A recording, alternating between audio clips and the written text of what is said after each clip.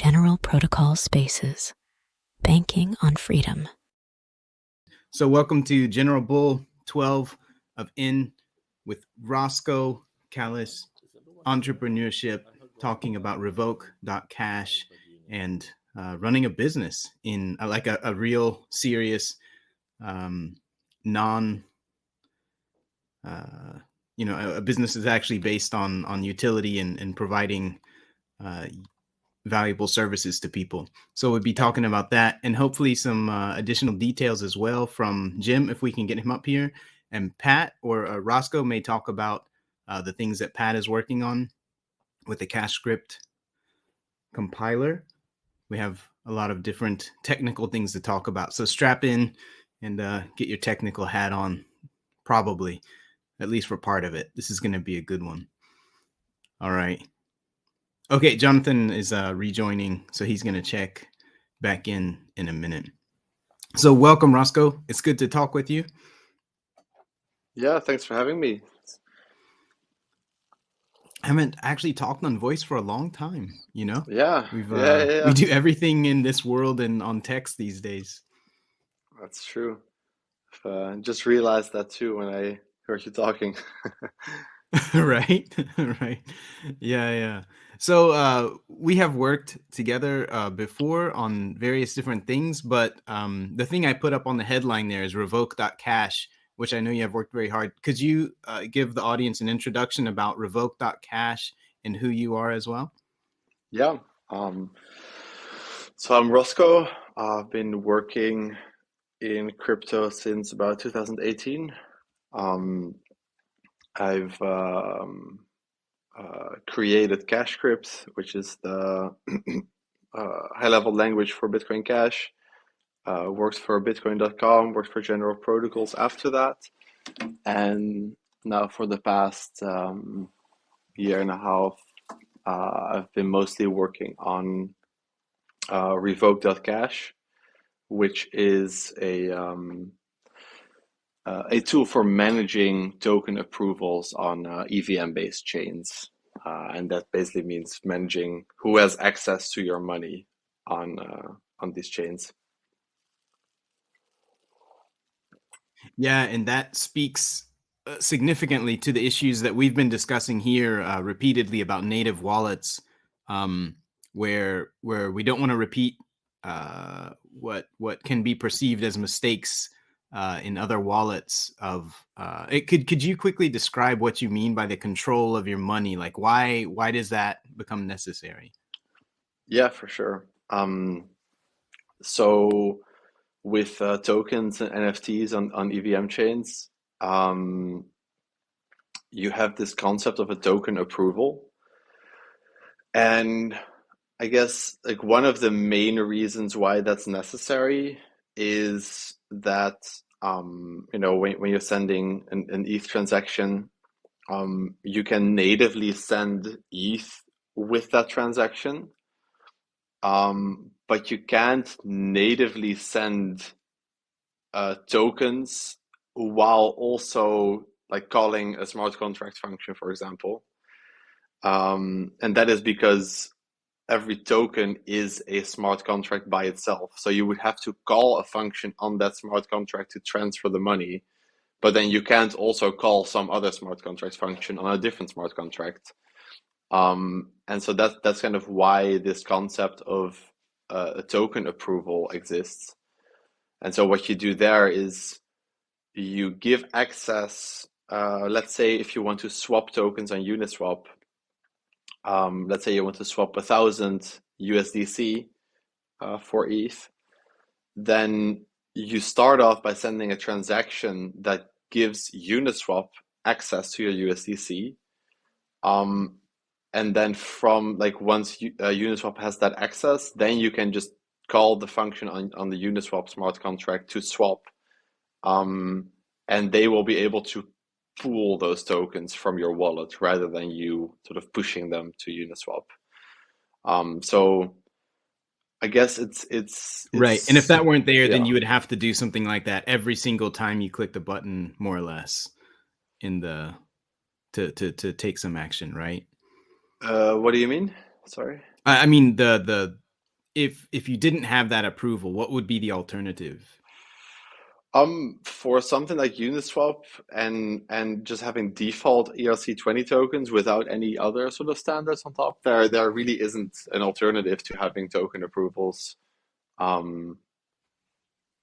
that's the the biggest thing, because Right. Okay. because if you want to swap tokens, for example, you have to call this token swap function. And yeah, like I said, you can't send tokens with that function. So you have to like somehow make sure that Uniswap is able to get their tokens. And the way most EVM chains work with ERC20 tokens, that has to be through approvals. And there are alternative standards, alternative token standards, that use some different mechanisms. Like, for example, they just natively add this sort of function in their token that says, oh, I want to send tokens, and then call a function with those tokens attached, basically. And but the kind of the problem there is that ERC20 is pretty well adopted. So having these alternative token standards in EVM chain like Ethereum, it's just not really what I'm saying is it's not really practical or realistic to have everybody go to a new token standard. Right. And this is one of the points. I'm going to abuse what you just said to make a point for myself. When we talk about wallet standards and native wallet standards in BCH, this is one of the worries that is very real that I think we have to be careful of, that once something that feels good enough gets adopted, it's almost impossible to change it. And it gets deeply embedded all over the place, right? So we have to be, or rather, I'm saying I think that we have to be careful to keep moving, like not let things get spread out and adopted that aren't quite up to the level that we need. Do you think that's a fair statement, or do you think I'm overstating the worry there? No, I think it's definitely fair. And I think, yeah, like especially with these kinds of things like token standards, for example, where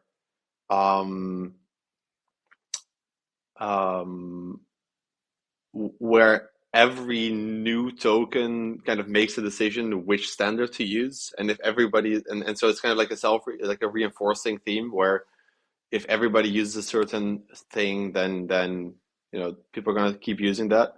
Yep. And I think also with I think Mathieu showed me with cash tokens also that there's now I think there's two different metadata standards. Is that right? Like there's the that's really one MR. Somebody threw in another one in the ring. Exactly. So that's kind of like the way it goes right now. What was it? The CRC20? Yeah, BCMR and CRC20. So I guess that's sort of that I would say that's like a very similar issue to what you express your worry about, right? Like where you have like these two token standards, and like you said, there's actually one BCMR. I assume you're talking about, because the way I've understood is that BCMR is just way more flexible and covers a lot more use cases. Thought through standard, right. So I want to get a bit technical there. So I was surprised when I tried out this mechanism on SBCH, rest in peace, a while ago. And I was surprised to find that apparently the approval process is itself an on-chain action, right? Yeah.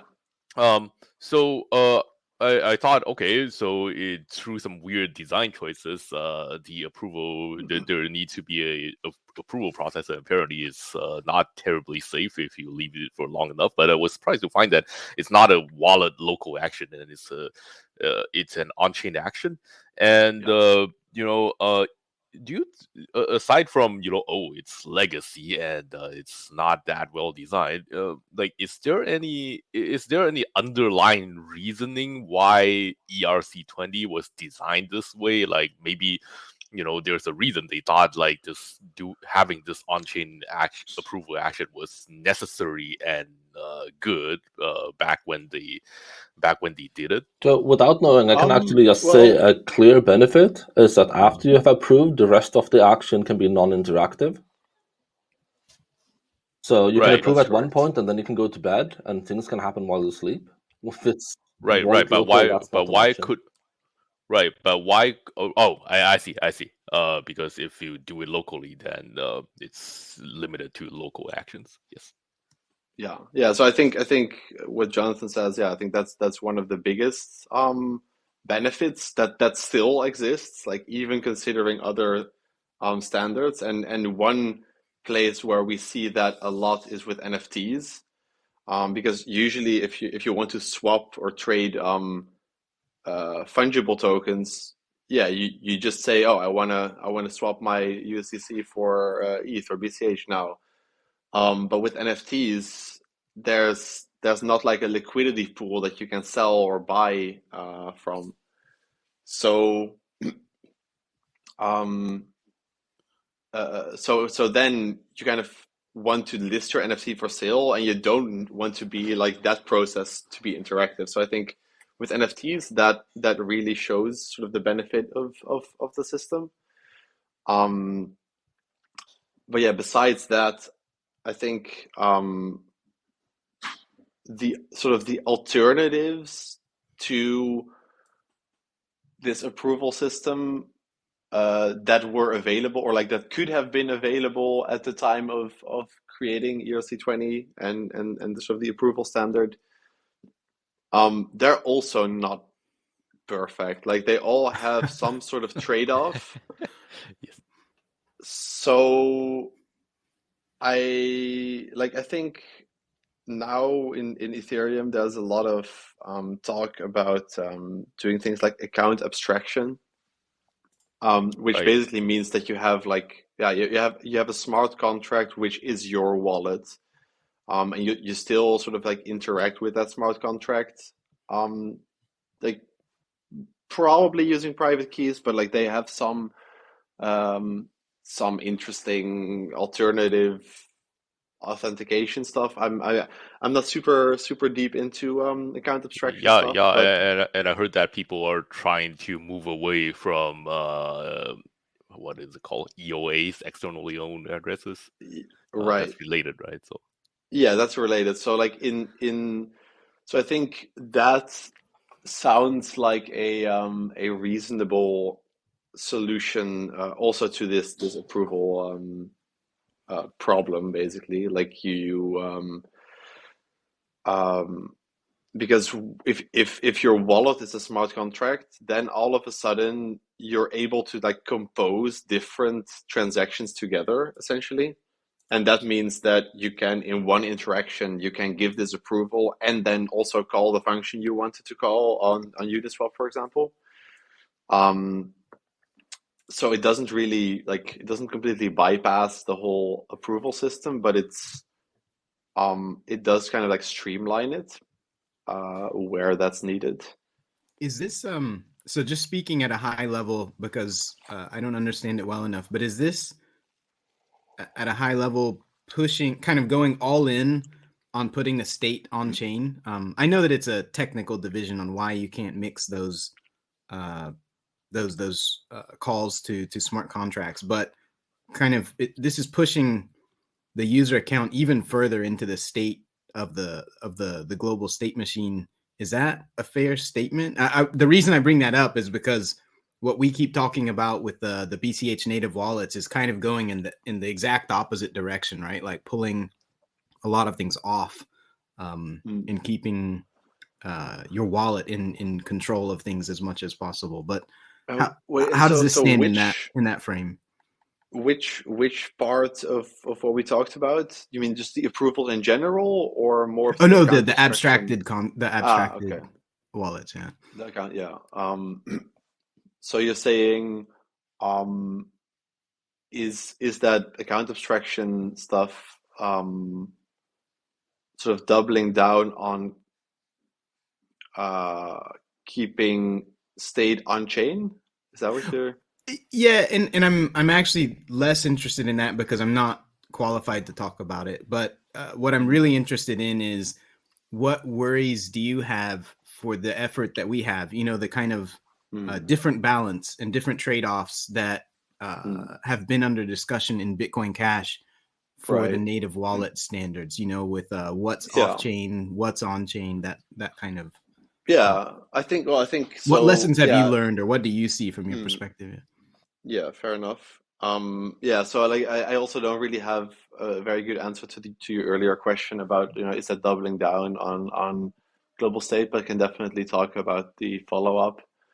I think, yeah, there are trade-offs in both sort of systems where, like, on one side you would put as much as possible on chain, which kind of leads to, you know, bloated like blockchain bloat, state bloat, and I would say, like, generally might also, you know, have compromised a bit on privacy, probably increases sort of like fees across the board. So there's some negatives in that, but then what you get in return is that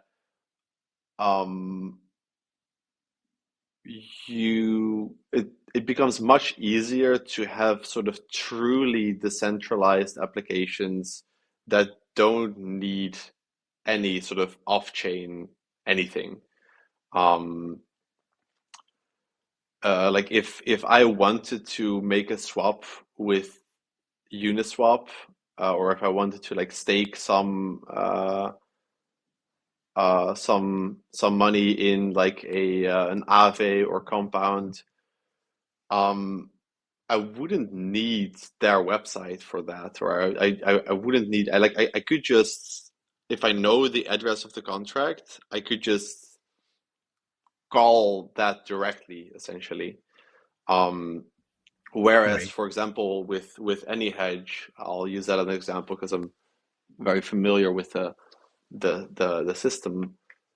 Like, there's still at this point, there's still quite some involvement of, like, settlement service, central liquidity provider, and a few of those parties, and I know that it is possible to sort of, yeah, like, decentralize those aspects as well, like have sort of publicly store the things like redeem scripts, contract parameters, and have, like, a sort of a pool of liquidity providers that you can choose from.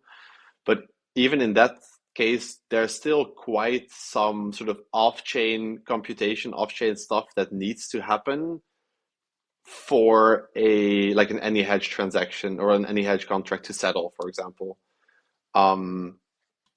More so, I feel like, compared to something like Ethereum, where a lot of the state is on chain. Yeah. So but then I also So sorry. I'd like to argue that the differentiating factor is whether the state is available or not. That's the only differentiating factor, because you can build a wallet that can talk peer-to-peer with some other wallet and make an hedge contract on chain or whatever other contract type you want. The key is being able to execute on the contract at the right conditions, and for that you need the state. But you can have the state off-chain without having an impact on the centralization aspect, right? You can distribute the state through whatever distribution mechanic you want. And for those who are happy to have state on-chain, there is nothing preventing setting up a metadata standard and putting your state on-chain and then using that. And with the cash tokens upgrade, you could even encode that state as one or more tokens that you put in your wallet, and your wallet can just derive its state from this on-chain token data. So I don't know if I think it's a really good comparison. I think the key value here is mostly just that we don't have the tooling for it. Right? It's possible to do it, but the tooling does not exist, so it's impractical today. Right. Yeah, I definitely agree. That's what I'm saying as well. Like it's possible to, you know, decentralize the liquidity provider into a standard of having multiple liquidity providers to choose from, and decentralizing the settlement service to have just like you said, the state that is required to settle transactions store that somewhere that is publicly available. But if you have like these on-chain smart contracts that store their state, then you kind of get all of that baked in. And I think that is like one of the big differences is that it is maybe less like there's less that needs to be done for that. And also fewer, like with that, also fewer steps where something might go wrong. Like I think, Assuming your contract is all good. oh yeah, I mean, I think smart contract risk exists in sort of both systems, and like yeah, I mean, like if you're looking at state, on-chain state, yeah, you kind of have to assume that, or like you kind of do need your smart contract to keep state correctly, right? That's what you mean. Rosco, I have a real specific question here on the same topic. So the on-chain, off-chain is one aspect of it, but I'd say fundamentally with the EVM contracts, they are identified by the smart contract. The smart contract is the identity of many things, and that has a host of benefits and trade-offs connected to it. But then what I'd say we're aiming for fundamentally, from my perspective, right? Maybe not everybody agrees with me, is absolutely to drop the TLD requirement for things, right? You can use it if you want, but that identity is established by public keys, right? By just standard public key cryptography. And so that the identity of your app is not the smart contract, but the identity of the app is the or the identities of others, including smart contracts or other counterparties and so forth, is just public keys. Is there any kind of analog to that with the stuff that you have worked on, or what do you think about that direction, or do you have any thoughts there? Wait, so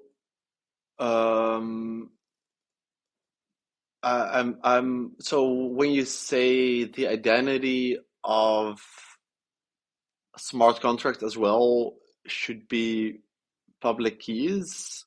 So, for example, the identity of a smart contract would be right, because the smart contracts that we're talking about with UTXO are much more smaller in scope, and there's more of them, right? But each one of them would be identified by a hash, basically, right? Like this is the hash of a template that includes a description and the actual bytecode and so forth of this contract. So that would be its identity, is that hash, that kind of thing. And the identity of counterparties would be public keys, and so then that kind of speaks to that thing where you said the contract is there on chain with EVM. You can interact with it, and there's a host of things that you don't have to worry about now because it's right there, right in front of you.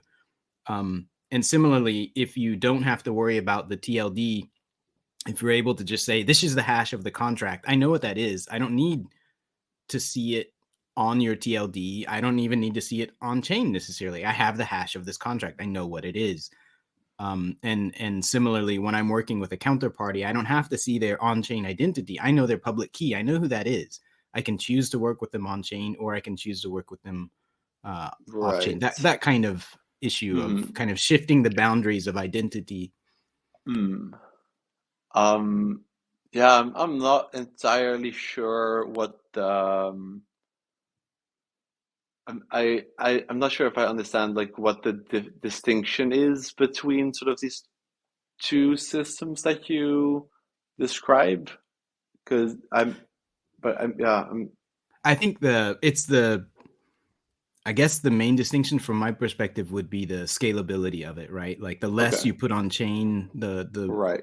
more you have in your power, the less to some degree So centralization, right? When there's a contract that so is very difficult to change and a lot of people are using it, it's harder to change so things. so you mean more like the distinction is sort of in how, for example, with many UTXO based contracts, like contracts are more like ephemeral. Like, okay, right now there's these two That's counterparties part of that it. got together. Uh, right.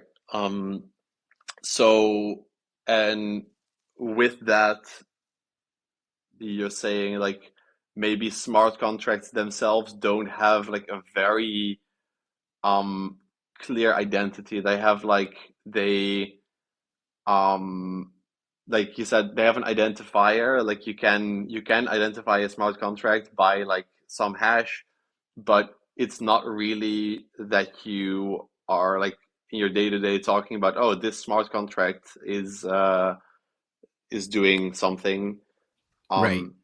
Yeah, that's Right. one way to look at it. And then also, well, as Jim, hopefully we'll get a chance for him to explain to us later, but the once you have that, you no longer depend on TLDs, which was one of the benefits of having things on chain, right? Because it's right there, and you don't have to go to a website of Uniswap to use a thing. You don't have to go to the BCH Right. Bull site to use AnyHedge, right? Mm-hmm. You have all the details you need. You know all the protocol, Mm. and you have the smart contract hash, and you have Mm-hmm. counterparties.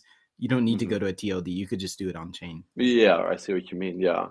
I feel like in sort of both of those systems, that is still sort of like equally possible. And like That's good. it also it Equal also is kind of good. like, yeah, it kind of goes back to the same thing um about like the off-chain on-chain balance. Like I think as Jonathan mentioned earlier, yeah, like I think you can still do the same things, but it might be harder to do if you don't have like this clear identifier of like, this is the Uniswap smart contract, and we know what it does and we know how to interact with it. I Yeah. mean, I would say like for Ether and EVM chain, you kind of need, what you need to have is a smart contract address and the so-called ABI, which is just a list of functions basically, which allows you to interact with a smart contract.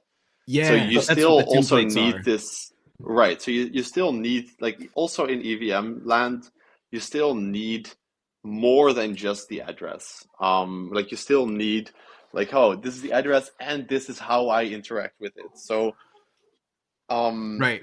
from that That's what the templates perspective, are. The templates are the thing that kind of gives you a capsule that says, I hash this whole capsule, and this capsule defines, the bytecode, the right, interaction points, the description of fields, what the right, different right, parameters mean, and so forth. Yeah. So one thing right. that I So it's think like, might not have gotten through cleanly in the communication so far is that there is a distinction between the hash of a template and the hash of the transaction or the bytecode or whatever that gets on chain.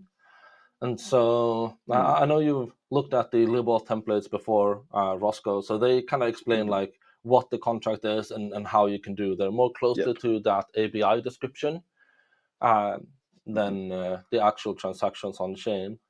And so if you Yeah. have a way to get templates and you have hashes for templates so you can understand what is what, then you can get to that state where you don't need any of the external component, like your application or any counterparty applications who might want to be involved in whatever you're about to do, only need to know about the template, and they need to communicate like, what are our intents? What are we trying to do, so that they can coordinate a little bit. Mhm. And then when they make whatever contracts on chain, just ends up as a transaction that's pretty opaque, very private. I'm not Yeah, sure if that makes helped any. sense. I just figured that I heard talking about identifiers earlier and thought they Yeah. referenced more like the on-chain part and less of that contract template. I wanted to Yeah. clarify. Yeah, and so I think like with what you mentioned about like templates, so it's like I feel like in both kind of systems you still like you need to have some on-chain component and some off-chain component. And so that's why I said earlier, I think, yeah, like you still like it's kind of equal in what you can do with them. And I think the only like the main big difference is that if you have like one sort of central contract, like a Uniswap contract, it is much easier for the required information to be publicly available, because there are many interested parties that have a reason to keep this information, just sort of intrinsically. Whereas if you have these smaller contracts with two parties, then those two parties have a very big incentives to keep this information. And other parties might also, depending on sort of the other incentive structures that you build around that. Right. So one of the things I that think the understanding is that it'll end up being a mix of the two, where for very common contracts that are used, hundreds of thousands, millions of times, that those contracts will end up in very public metadata registries that are duplicated by, everyone, basically indexed, right? Indexes of metadata registries. So, yeah. Yeah, so to me, there's one clear distinction, though, that maybe shouldn't be taken for granted, or maybe shouldn't be like not given proper meaning. And it's that if you have a publicly known identifier, and everyone who interacts with that identifier can be identified as a participant in that interaction, like how you can see every address that interacts with Uniswap, that makes it a lot more easier to not only like track and surveil people, but it also makes it possible to do censorship, or to like go to miners and demand, or stakers in the ETH case, and demand that, hey, whatever a transaction says that it's going to interact with this one, it has to be compliant in this or that way. Otherwise, you're not allowed to take part in this system under our regulations. But when you have templates that can be like anything, essentially, like look at the NH contract, I can just adjust one parameter ever so slightly, like 1 cent higher starting price or whatever, and suddenly it becomes an entirely different thing. And also it's locked from the get-go, like you don't see what it is until after it's done, right? It's a settlement of it that discloses the data. It becomes much more harder for existing power structures to regulate such a system, or enforce regulation I in agree. such a system. I think that's a good point. Hey, Rosco, I wanted to, sorry, maybe some of these questions were a little bit abstract or difficult, or not difficult, but kind of making a difficult comparison that doesn't really exist one-to-one, but I wanted to get away from the technical stuff and onto the other topic a little bit, the entrepreneurship. So as you described at the beginning, right, you're running Revoke.cash, and that's your business. Could you tell us about that and tell us what difficulties you've had, what you've learned running a business? And the word that escaped me at the beginning was speculative. I don't know why that word didn't come into my head, but running a business that's not speculative in crypto is a rarity, right? To be honest. And it's something people have a hard time believing still. So could you tell us, like, what have been the things that you have learned from doing that? Yeah. Definitely. Yeah. Yeah. Like you said, I think there's still a lot of speculative. I feel like most of the, let's say, quote unquote, like core crypto businesses are mostly speculative. Yeah, Um, and to differentiate, right? Like there's a difference with helping people do speculation because that's what a lot of people want to do, right. and your business itself being speculative, right? Right. Right. Yeah, true. Um, so I think, um, So how just the regular business aspects going for you, like trying to yeah. plan things out, find funding, make your business plan, get help with Yeah. whatever it is you need help with. So I think crypto is a very interesting um field to be in as like a small business. Um and I think mostly because there is like some um uh, like normal business models aren't very popular in crypto. Just like Right.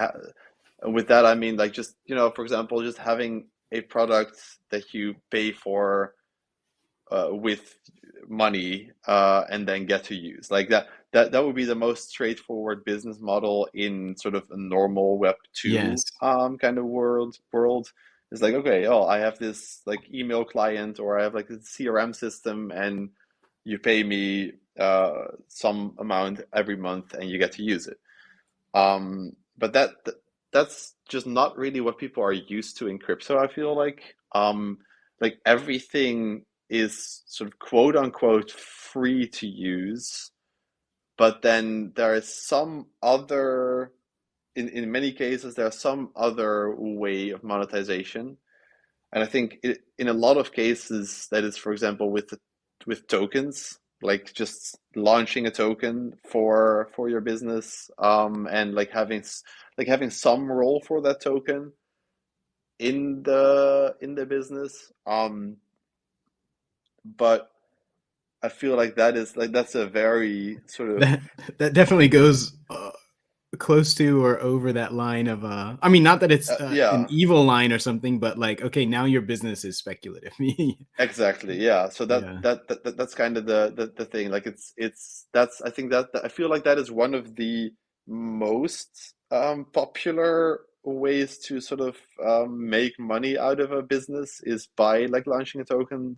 And but like you said, I think that immediately turns your business speculative. And I've also seen, so I personally have not done that, but I have seen people close to me do like launch tokens for their products, and I, it immediately sort of attracts some some public to your, like, some people to your project that have very different Yeah. motivations than actual users would have. Right. So in some cases, it just kind of like, even if you have a legitimate product, legitimate business that is offering useful things, um, then having that token kind of turns it into a casino where people just come into your chats and ask for, oh, what are you going to do to make the token pump? Right. It's Oh like a yeah. mind virus. It kind of takes over the Exactly. atmosphere of the project, right? Oh yeah, Yeah. one thing you notice very clearly is that people start caring a lot about launches and stop caring Yeah. about what you are launching. Yeah. Yeah, absolutely. And then also, I think it kind of makes it very hard to understand. Like, having that token makes it very hard to understand if you're doing the right things. The And signal is all distorted. this it's completely distorted. Uh, And I think sort of maybe even the hardest the hardest part about having or building a business in crypto is that even sort of the expectation that you might have a token in the future already distorts that signal. Right. Um, Right. because there's like there's now this whole trend of doing like token like retroactive airdrops where which is something if you that used it, we're gonna check your usage and airdrop right, you for the usage that you did. Okay. right, exactly that. So then it's really hard to know uh,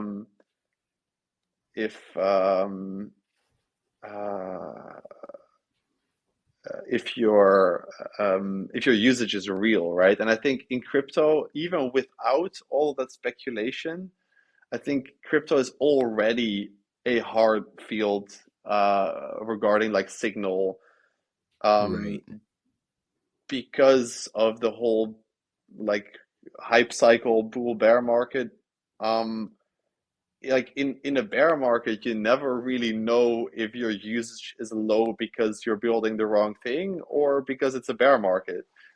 And then in a bull market, you don't know if you're doing the right thing or it's just a bull market and everybody loves what's happening. So I think that's already one of the hardest parts about building in crypto. And then if you add on that the whole sort of token shenanigans, it just I feel like that really does make it hard to like much harder than it would maybe be in a non-crypto business to sort of understand whether you're doing the right thing. Oh, very interesting.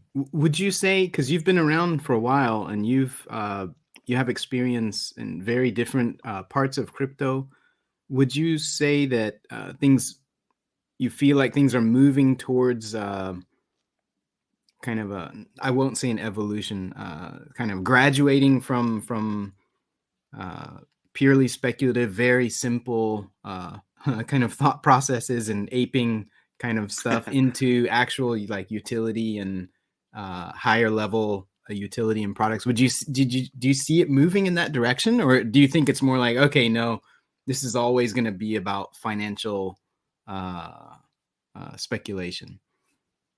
Oh, I think it is sort of on average moving in maybe a less speculative direction, but that movement is very small. I would say, I think, Right. because yeah, especially because sort of the hype cycle movements are so big. Like there's a lot of hype during a bull market, and then a really big lack of hype during a bear market. So those movements are very big, and then sort of the smaller move, like the more like global smaller movement of like, hey, we are evolving what we're building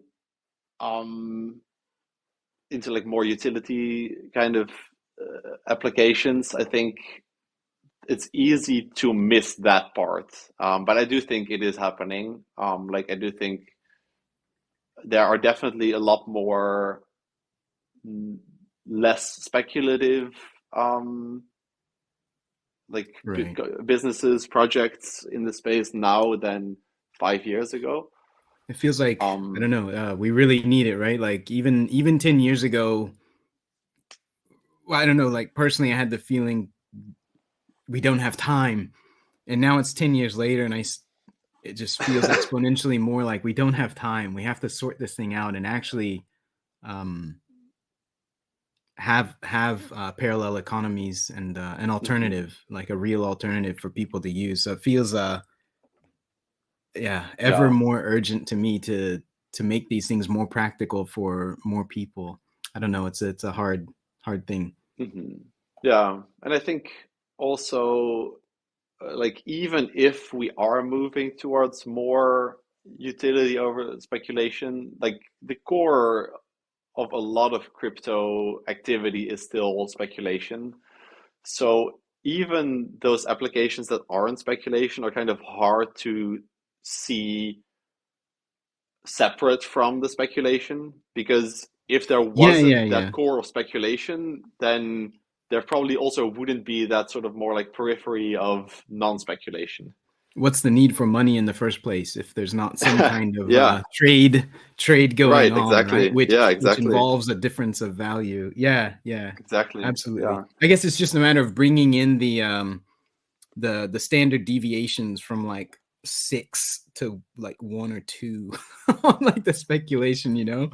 Like we're not talking about 40, 50, 100% differences in things, but just kind of more real Exactly. world ongoing things. If I could, was there anything else you wanted to say about running the business, or as a small entrepreneur, or things that you might recommend people who are Well, thinking about doing it? I guess yeah, I guess I could just expand the point I was making earlier a little bit further about, like, you know, there's sort of this, it's there are fewer businesses building sort of on regular business models, and then one, as we mentioned, like one big way of monetizing is through tokens and that kind of thing. Of course, one other big thing that is sort of integrated into the crypto is sort of like fees on transactions. So like if like swapping fees, like every DEX has a fee, every like NFT exchange has a fee. So that is something that is very common. But then there are many applications that don't really have an option to do that kind of thing, to add any kind of fee. And I think, for example, Revoke is one of those applications. Like I can't easily add a just per transaction fee. I think Make them give you permission to charge a fee for revoking permission. Right, exactly. That's kind of weird, right? But then also I think like that, to me, that is still also like a very nice part of UTXO based chains. That in UTXO based chains, any transaction can have a fee to a service provider. And in this case, like with for example, with revoking approvals, in an account-based system, you can't do that interaction and also send a fee somewhere else. Really? Oh shit. I mean, like, the way that would work is by having a smart contract that does two things, or that allows you to do multiple things in a single call. But for technical reasons, that doesn't work with, like, for example, that doesn't work with sending tokens or with setting approvals, because once you call that contract, that's sort of like a multi-transaction contract, then that contract is the sort of execution context. So then if you're setting approvals from that contract, you're setting the approvals of that contract, not of yourself, if that makes sense. So then you're revoking approvals for this multi-call contract. Right. And so that's kind of why that kind of business model isn't really viable for a lot of applications, in at least in account-based chains like Ethereum. And so I think that's also still like a big benefit of having UTXOs or having such a system. That's great. I wasn't aware of that. Yeah, I think that's but so kind of then that kind of leaves you with, like, okay, well, how should we make money then, right? If you can't really charge a fee, and you, like, it's not very common to have a normal Web2 kind of business model, and you're not going to launch a token. And so I think what is very interesting about crypto, and also about like Ethereum, is that we are seeing sort of this culture develop of hey guys, there are these applications that are very important, that are like public goods, and we need to make sure they make money because everybody needs to keep using it, or needs to be able to keep using it. But it's kind of hard to integrate some actual monetization there. And so there's like all of these programs now, like Gitcoin grants and Optimism's retroactive public goods funding, that are kind of focused on getting money to those projects, in like sort of a grant kind of system, slash donation kind of system, but in such a way that we're sort of voluntarily funding public goods. Yeah. And I think that's a very interesting sort of system that, is very experimental, I think, still, because that's like a whole economic problem, right? Funding public goods Yeah. I mean, voluntarily. I think it's one of the most revolutionary things going on, is just people rediscovering public goods, and then Right. wait, we can actually do this in some way that doesn't necessarily involve guns and jail. Is if anybody can Exactly. figure that out, that alone is hugely revolutionary. So yeah, I love seeing the experiments there. Yeah. And Yeah, so I similar think or very that's, different ones, but related things going on in Bitcoin Cash as well. But yeah, I love the experiments. Yeah, for sure. For sure. Can I get a quick mic check on Jim and Pat? I can't even tell if Pat's in the thing. Like, he doesn't show up on my list, but I think he's here like a ghost. I'm not sure. Yo, can you hear me? Hey Jim, I can hear you. How you doing? Does anybody else? I'm doing all right. Does anybody else hear Pat, or is he a ghost for everyone else too? I don't see Pat in the all right. list. He's been like on and off. He's having a real hard time, or Twitter or something's having a real hard time. I'm not sure. So I wanted to switch over to the BCH side with CashScript, Rosco, and ask. Was hoping to hear what you guys thought about, or what you're thinking about the CashScript upgrades that are going on right now that you guys are working on, and then also the ones that Pat's working on. And then there's also this Wallet Connect stuff. And Jim, I'm sorry, I hope we'll get time to talk about that, but we might not. But could you tell us about that, Rosco? Like, what's going on with CashScript right now? Yeah, for sure. And from my side, I think we can go on for a bit longer than the hour. Okay, all right. If you guys want. Yeah. So about CashScript. So Mathieu and I recently finished a Flipstart, or like got our Flipstarter funded for the like V1.0 release of CashScript, and there are some pretty big things that we want to add. One of the big features is something we already released last month, I think. And that is more advanced transaction building in CashScript. So sort of more like looking back a couple of years back, most smart contracts were just sort of let's say monolithic smart contracts. So you have like this one big contract, like for example with the AnyHedge. And with monolithic, I don't mean like, in the Ethereum sense where there's just one deployed contract, but more like there's just one piece of code which is a smart contract. Like with AnyHedge, we have like the AnyHedge contract. But now with the past few updates, like native introspection and then cash tokens, we've seen several applications that are kind of more like systems of smart contracts rather than just a single smart contract. For sure. And like one of the big ones is Revoke.cash, which is a DEX for cash tokens. And they have like this whole system of, I think, maybe like 5 to 8 different contracts that they combine in ways in their transactions to kind of like make their whole system work. And it's a very interesting system.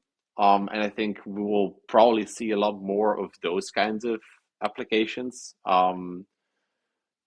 both because of the sort of the script limitations that we have in BCH, like the 201 opcode limit, for example, like that kind of limits you in how much you can put into one contract. But then also sort of more of the modularity aspect, where it can also just be a good idea to sort of split up your functionality into multiple separate contracts that you might be able to combine or split out. Right. So I think we'll definitely see more of that. And so we've kind of updated the SDK to make sure that these kinds of systems can like easily be used with the CashScript SDK, which was not the case earlier on, because it was really made for these sort of monolithic Right. contracts.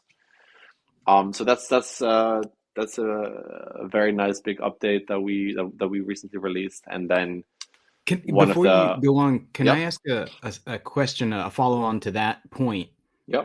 Kind of a technical one. So you were saying the modularity, and surely for modularity, it's a good benefit.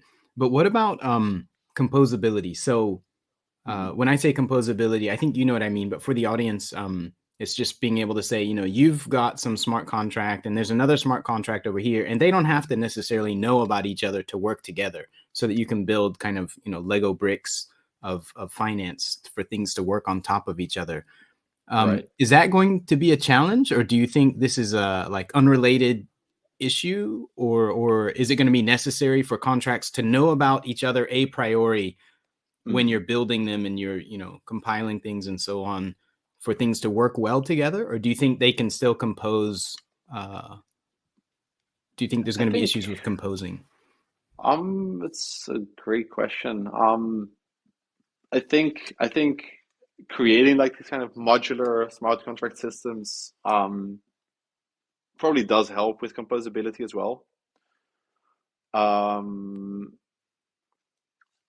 think it might be harder to like create this kind of money Legos ecosystem like exists in like Ethereum smart contracts. Well, for ETH, it's basically the ERC20 is the dot and the hole, right? That allow things to plug into each other without in some standardized way. I think, is that a fair statement, that ERC20 is what lets things plug together? Well, I think it's also I think actually like it should also be doable to make like more composable things with like cash tokens. I think the main reason I don't think it's necessarily ERC20, like, or it's the fact like having tokens definitely helps, but it doesn't have to like necessarily be ERC20. But I think a lot of smart contracts in ETH are developed to be consumed by other smart contracts, or at least like are created in such a way where it's like, oh well, if we like make this function, then some other smart contract could call that and add their own kind of thing on top of it. And I don't really see a big reason why that such a thing couldn't be developed with like UTXO based smart contracts. It's good to hear. But I do think like there's not really anything to like, there's also no lessons really to take from the EVM model there. I feel like it's just such a different system, and that kind of makes it hard, right? So everything has to be developed from the ground up and like really coming from first principles on things. Exactly. Yeah, right. Yeah. Exactly. Okay, thank you. I'm sorry to interrupt you. That was something no worries. that's been on my mind also. Yeah, so I don't really see a reason why you wouldn't be able to create like composable systems as well. Got it. Especially with like the sort of the cash tokens NFT state like commitment. Right.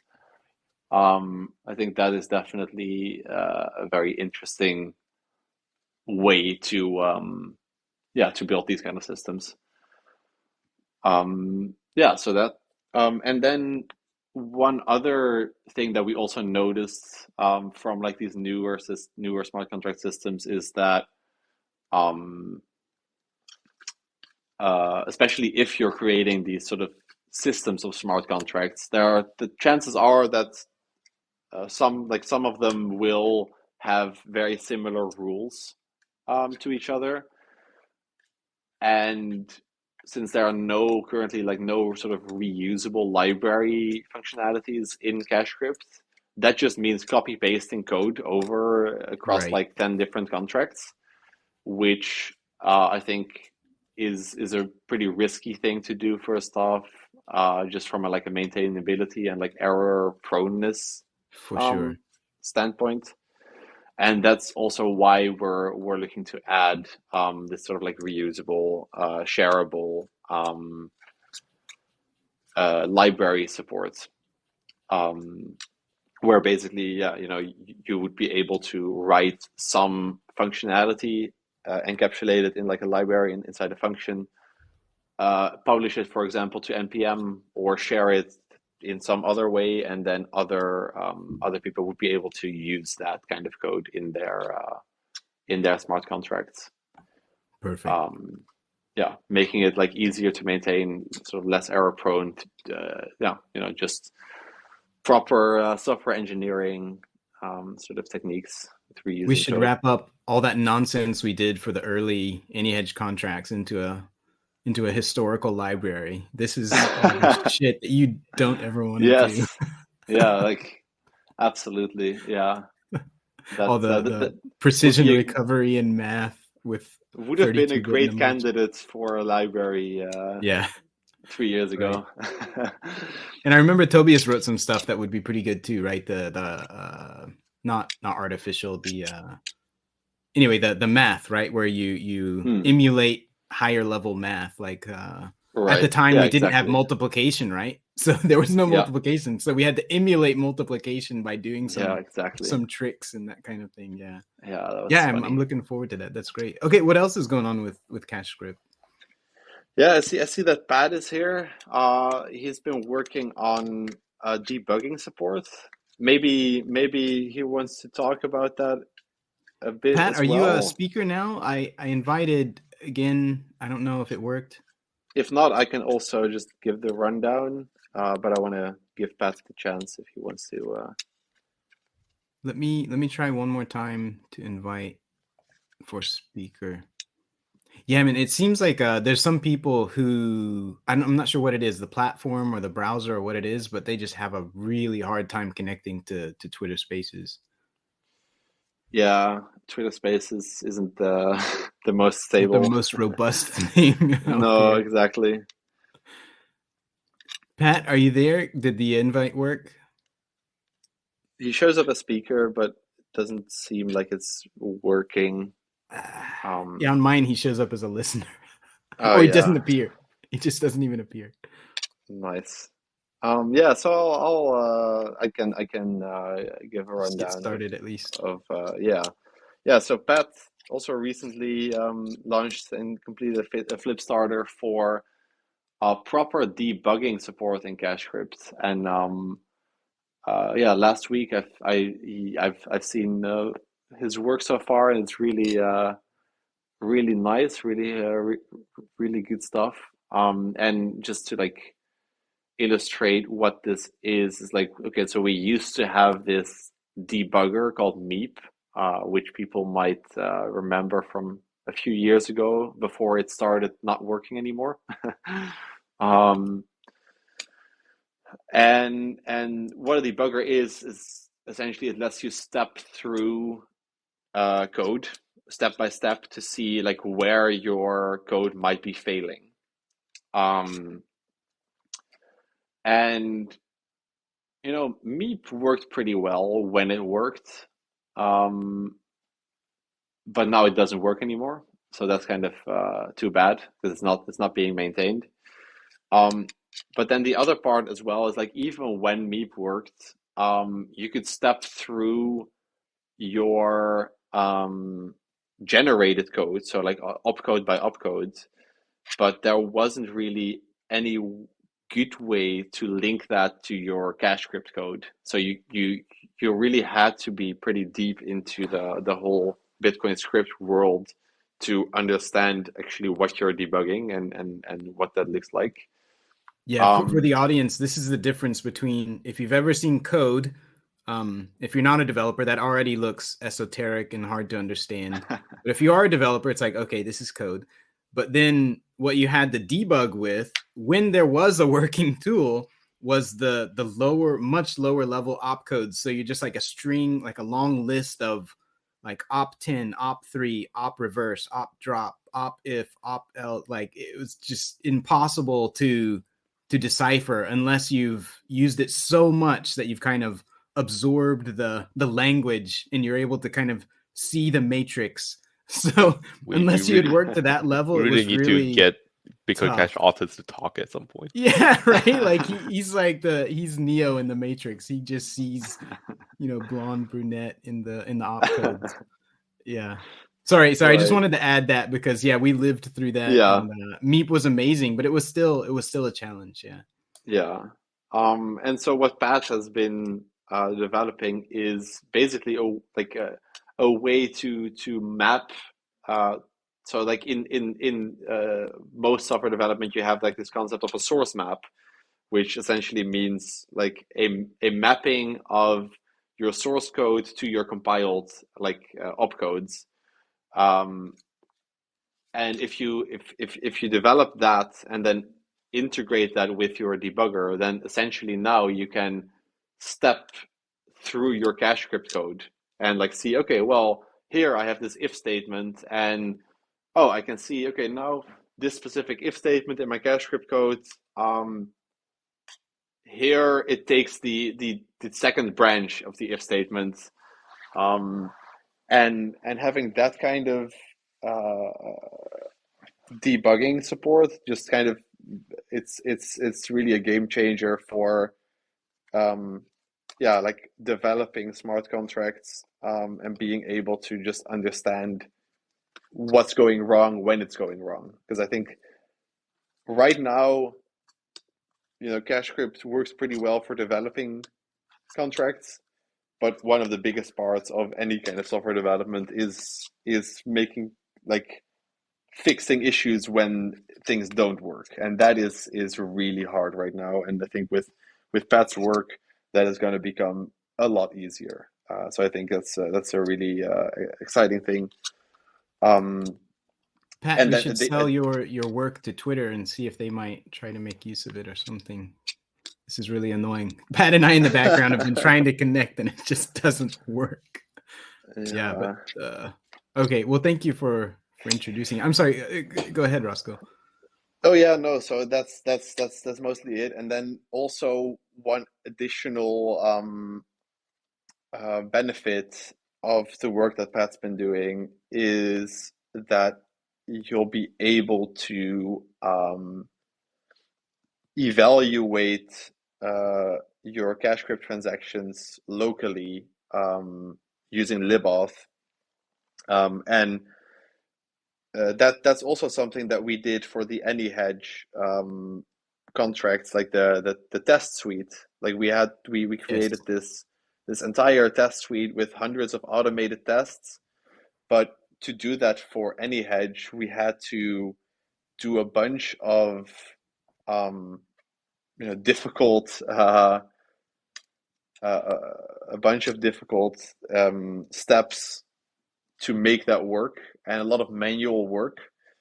And with the stuff that Pat's been working on, that will be a lot easier. So you will just be able to going to help with write automated testing too. Exactly. Oh, so your automated tests will, like the whole sort of testing suite that we've built for AnyHedge, that kind of test suite will hopefully be accessible to any developer that develops on cache script. That's fantastic. That is great. I didn't know about that aspect of it. That's great, Pat. I really look forward to that. Yeah, I think overall it's I'm excited to excited about the work and to launch that into the wild Yeah, I reasonably just soon, recently hopefully. ran into that just yesterday, actually, updating AnyHedge for leveraged shorts, and due to differences in calculations on upfront, like before it gets into the contract, there's differences of like one satoshi in the outputs that get calculated in the contract. And so I run the test, and it's like, op verify failed, and it's like, okay, all right, we're back here again. Which one? Where is it? Yes. Right. Yeah. Oh, that's fantastic. Yeah. Good to hear. Yeah, so those are kind of like things in the pipeline. Yeah. Let me see. So I think normally I would try to wrap up here. We've already gone over a little bit, but this is all good stuff. So if anybody wants to drop off, obviously that's all good. But I'm going to extend this a little bit because Jim is here, and we have some native wallet stuff to talk about. And I'm really hoping to get some of your feedback or insight. Pat, if we can get you on, and Rosco also, Matthew, if you want to get on and talk, because Jim has just posted just today, I believe, a new proposal for how to. Well, I don't want to say it for him, but Jim, are you there still? Yep, I'm here. Yeah, okay. So from this point on, we're just going to say this is the extended version of the talk. So anybody wants to drop off, please feel free to drop off. But Jim, could you explain just at very, very, very high level language, like what is this proposal that you made, and what's the point of it? So basically, it's a protocol, and the intent of it is to basically just unify how wallets can talk to applications. So it's a protocol, and the intent is that it can work over any transport. So we could use it over Wallet Connect, HTTP, or libp2p. That's kind of the high level of it, I'd say. And what's the benefit of that? So I think I get that, but I want to hear you explain. Benefit would be standardization. That's probably really the big one, in my opinion, so that we're not kind of developing all different standards that apps use and wallets use, and we end up with like this situation that's a bit of a mess, where for a particular application you have to use this wallet, for another application you have to use that wallet, and that kind of thing. So the standardization, I'd say, it's probably the big benefit. Rosco used the term earlier, which I really like, a system of contracts. And the other benefit with this, it's very much a draft, heavy work in progress proposal at the minute. But one of the benefits is that it can basically work with that system of contracts kind of approach. So there's a tool to go with it, and also like an implementation library. But what the tool basically does is takes in several cache script contracts, converts them into a libauth template, and most of the protocol basically just circles around libauth from there. Okay. And then the benefit compared to, let's say, what people have been using so far up to now, right? Because things are evolving in steps, and what's the evolution or the benefit compared to what we're using right now? Like when people say Wallet Connect and they're really excited about Wallet Connect, what's the step from where we are now to where we're going? To what you're proposing here? Where we are now, I think for the most part, we're still kind of building wallets within applications themselves. So you send money to the application does, any kind of contract juggling, and then forwards that money to where it's supposed to go. The benefit of this is basically that, the wallet in this case doesn't send funds directly to the application. The application sends a template to the wallet. And the wallet then can look at the data parameters in that template, present them to the user approves it, and the money goes directly to where it's supposed to go. So you haven't got that temporary custodialness that you do with current applications. That's fantastic. And let me ask if I understand correctly to make sure I understand the exact kind of footing that we're on. With what we have up to now, it's more the standard setup that people are accustomed to in MetaMask and so forth, where you talk to an app, the app makes all the decisions, and the app just gives you some blob and it's like, hey, sign this, and you're like, well, I guess so. I guess I trust these guys, and that's based on TLD, top level domain. This is Uniswap.com or this is BCHbull.com, so I trust them to not do something crazy. I think that's where we are right now. And then what this does is it, if I understand correctly, it sets the app is still in control. The app still makes the decisions because our wallets are not that smart yet, but the app is still making the decisions and passing it to the wallet. But at least at this point, with what you're proposing, the wallet has the option to start being smart, to start taking that information and showing it to users or making decisions about it or checking it and so forth. Is that right? That's the exact point where we would be with this? That's correct. So basically, templates are hashable, right? So they can end up in like a database, and you can basically say, this template, I recognize it. It's trusted. Other people have audited the template that I do trust. But you can also see the data parameters that you're actually putting into the contract. So, I can see the any hedge values, for example, if I set up an any hedge template. Don't know if I can really use Sahid's contract as an example, the Flipstarter one, just because I can't remember what parameters are in it. It's mostly introspection. But yeah, that's the gist of it. Okay. The wallet can actually see what parameters are being put into the template and can present that to the user, and the user can choose whether or not to actually approve the transaction or sets of transactions, I should say. And I just want to emphasize, like, we may not have a whole lot of time to talk about it, but I just want to emphasize, like, from my perspective, this is hugely important because this keeps us from ossifying on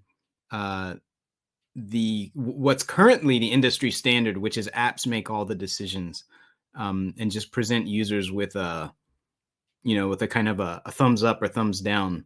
Whereas this is giving enough information to the wallet that it could then present it to the user in a user-friendly, user-consumable way to say, yeah, that's right, I'm sending money to this person or to this contract with these parameters. Yeah, that's what I said. Yeah, that's right. And the wallet could also do some automated checking if it wanted to, depending on how sophisticated it is. But this puts us in a position to keep going down that road of keeping apps really non-custodial, not just non-custodial in name, but actually non-custodial, where the decisions are happening on your side of the trust line. So I think this is so important. Rosco, do you think that's a fair statement that this is a good direction to go, where we're moving the trust away from the app and towards the user, where the user is making the decisions and can actually see everything that's going on? Yeah, absolutely. I think that's also a very big point in like EVM world right now, where a lot of wallets, or at least like big ones like MetaMask, aren't really doing a great job at showing the user what the application is asking for. So like you said, the application just says, oh, this is what we're going to do, sends it to the wallet. You still have to accept it in the wallet, but if you don't know what it actually is that's happening, yeah, it's super easy to get scammed or to like lose your money or anything like that. So I think this is a huge point of interest in just basically everywhere in crypto, where you have sort of any kind of complex applications, anything that you might need some app to interact with your wallet. Yeah, I think I'm personally hoping important. that this momentum for us, because we recognize it, because we have the benefit of hindsight, right? Looking at what else has happened and how things have gone elsewhere. I think we have that benefit of hindsight, and I hope we take advantage of it, and it becomes a differentiating advantage for UTXO, where this kind of thing is easier and makes more sense to say, the wallet needs to be smart. The wallet itself needs to have some intelligence and be able to work with the user, as opposed to just giving you a blob to sign. Okay. Absolutely. So, Jim, what would you say are the key points of what you've proposed here? I'm sorry, I just saw it before we started, and so I started reading it, but I haven't managed to like triple task to read it while doing the hosting so far. What are the key points here? Key points that I've got at the moment. Let me look at my list as well.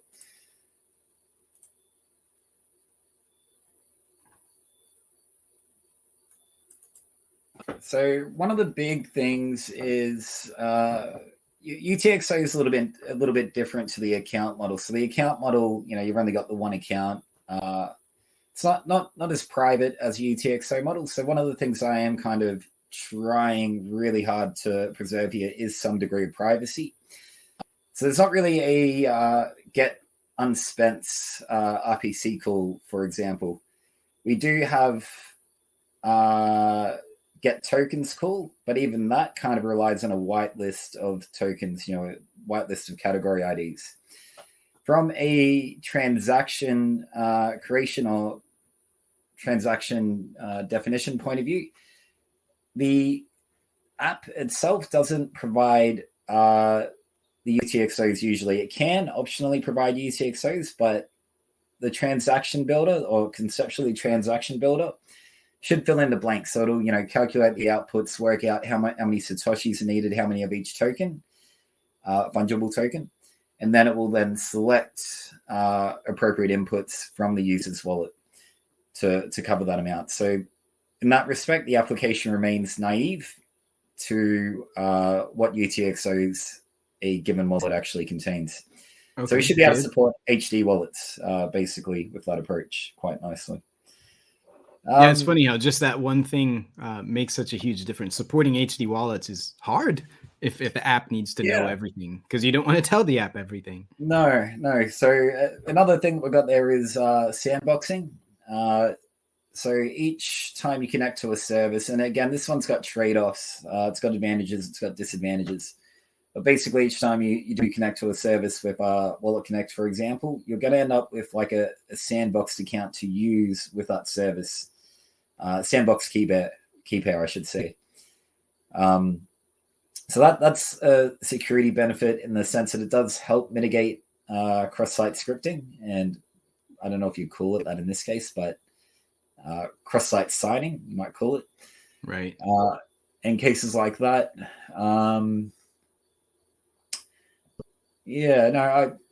Does it, so this is the eternal point that you and I always go in circles on, but does that set up, because that's basically still working on the TLD model, right? So the sandbox is going to work on the TLD, but is it also flexible enough that we could sandbox eventually, later down the line, sandbox to public keys? And contract hashes instead of TLDs? Contract hashes I haven't thought of, but theoretically, because the idea there, right, is I don't want to trust Uniswap or Uniswap v2 or uniswap.rosco.com. I just want to trust the contract itself. I don't really care who's presenting it to me. If I know what the contract is, why do I need to know who you are? There's some edge cases around that. Probably can't go into them right now, but there are some where you don't necessarily want to trust just the template itself. You do want to trust the counterparty as well. I won't go into that too deeply now because I can't remember the details. I did consider it. But yeah, essentially public key is how I foresee it working with libp2p as a transport. Technically, for the Wallet Connect 2 implementation, it is by TLD, but that's more a limitation of Wallet Connect 2 in the sense of, to use a public key. Okay, so you think this won't make it harder to take the next steps? You think it'll enable us to keep going towards that less centralized way? Yeah, it's designed for that essentially. Yep. That's fantastic. And so for anybody who's listening, I always bring up the TLD stuff because it's it's a crutch that people use, right? Where they're like, yeah, it's trustless, it's decentralized, and you're like, is it really? Because as soon as you're depending on a top level domain, you are not the owner of a top level domain. You are absolutely not the owner of it. You know, when you're on like some emergent reasons.eth or emergent reasons.bch or some kind of system like that, where somebody is managing a top level domain and then assigning your identity to that domain, you still depend on that registrar, or that, not the registrar, but the whatever, the owner of that top level domain, and they can totally change it if they want to. And suddenly your site, which was in your control, is suddenly in control of someone else. And now your trust has been transferred to this other party, or just been shut off, or whatever it is, you know, you've been censored. So I really look forward to us taking steps to allow TLDs, of course, but also allow other ways so that you don't have to work on the TLD trust system. Just quickly on that point as well. So I know BitJason's working on like a identity protocol. I think he's actually published a spec, and shamefully I can't remember the name of it. But well, I mean that's libauth, right?